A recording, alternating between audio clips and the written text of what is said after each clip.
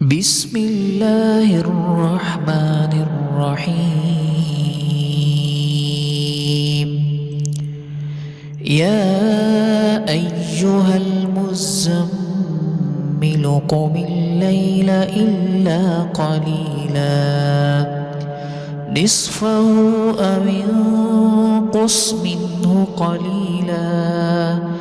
أو زد عليه ورتل القرآن ترتيلا إنا سنلقي عليك قولا ثقيلا إن ناشئة الليل هي أشد وطئا وأقوم قيلا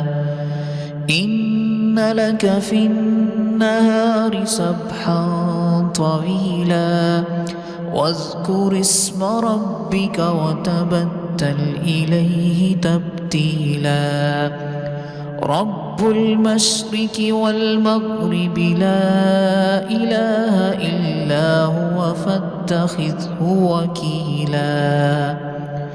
واصبر على ما يقولون واهجرهم هجرا جميلا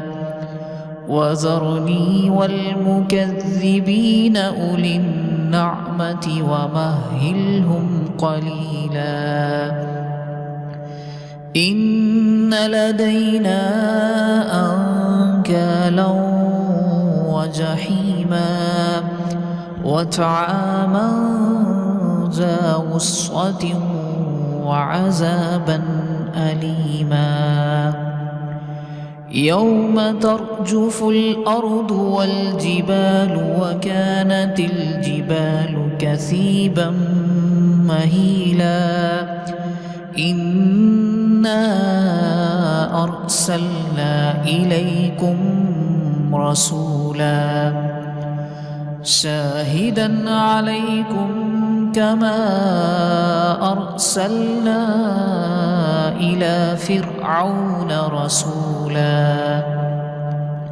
فعسى فرعون الرسول فأخذناه أخذا وبيلا فكيف تتقون إن كفرتم يوما يجعل الولدان شيبا السماء منفطر به كان وعده مفعولا إن هذه تذكرة فمن شاء اتخذ إلى ربه سبيلا إن ربك يعلم أنك تقوم أدنى من ثلثي الليل ونصفه وثلثه وطائفة من الذين معك والله يقدر الليل والنهار علم أن لن تحصوه فتاب عليكم فاقرؤوا ما تيسر من القرآن علم أن سيكون منكم مرضى وآخرون يضربون في الأرض يبتغون من فضل الله وآخرون يقاتلون في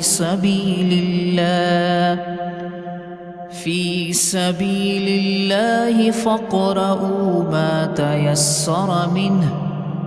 وأقيموا الصلاة وآتوا الزكاة وأقرضوا الله قرضا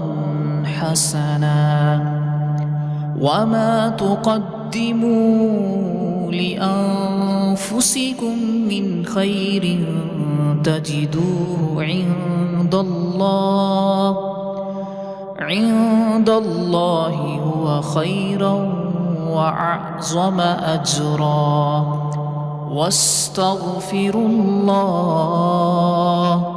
إن الله غفور رحيم.